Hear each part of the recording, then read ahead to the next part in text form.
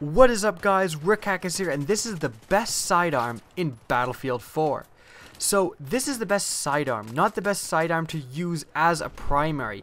I'm not saying that this is the best gun. If you were to go pistol only and ignore primary, this maybe isn't the best gun to do it with. This is, however, the best gun to have if your primary is out of commission. If you're reloading or you're out of ammo, this would be the gun I want. Now, you are going to be seeing gameplay of me using pistols as primaries, just running around in domination trying to get pistol kills. That's simply because I'm not going to go through hundreds of hours of Battlefield footage to find the few spots where I switch to my secondary. That's just not practical. So, I'm going to tell my verdict and then get into the reasons why I picked this gun. So if you're going to call me the biggest retard of all time, at least wait until you hear my reasoning. So, my verdict for the best sidearm in the game is the Compact 45. Now, a lot of the reasons here switch into damage.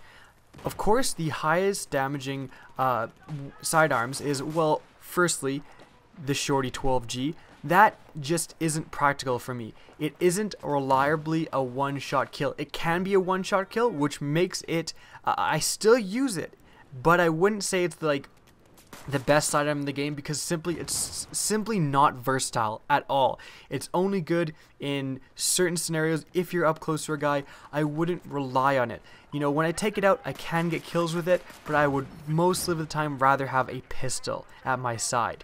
Now, the revolvers were also discounted.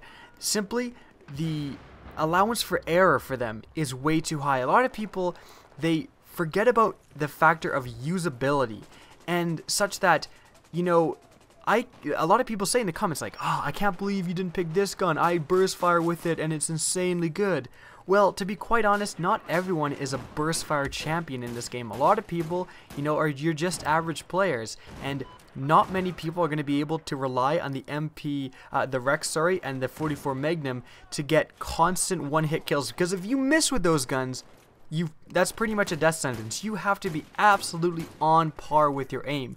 And I would actually run these two guns in combination with shotguns, because if I wouldn't kill or I was reloading, I would take out an extremely powerful gun in order to one-shot kill usually a wounded opponent at decent ranges. But the allowance for skill here is just too much. I can't sit here and recommend a gun to the vast majority of the public which isn't MLG pros. Now, a lot of the semi-automatic pistols, the things that most people use, the M9, the CZ75, these actually have a damage pattern of 27 up close down to 12 point whatever. It's actually different for a lot of them, but it's 27 damage up close they all share. Now, the Compact 45 has 34 maximum damage out to 8 meters and then sloping down to 15.4 at 40 meters and beyond. Now, this is better than every other pistol in the game except for, of course, the two revolvers.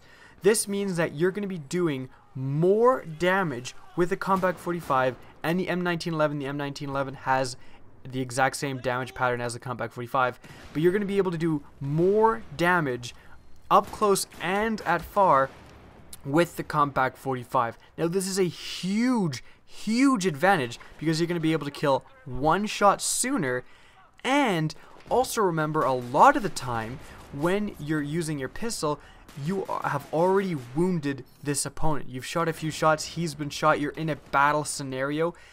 You're likely to fight a guy who isn't at 100% health. And in this case, you want the most damage possible.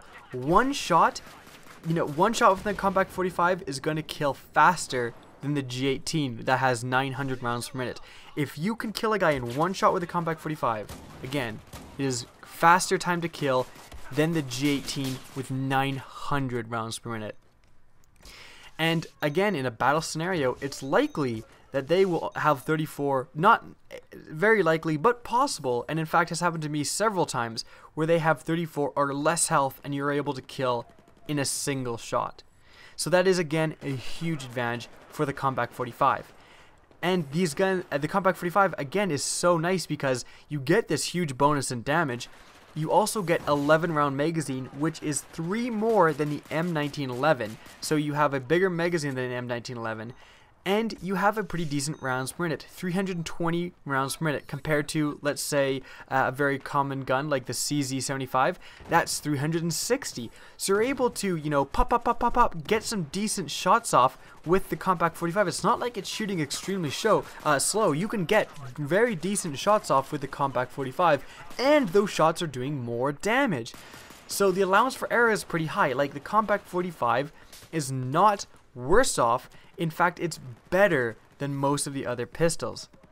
Now, its main competitor is the M1911, does the same damage, but the M1911 I did not choose. It has a little bit lower rounds per minute. It has, again, lower magazine.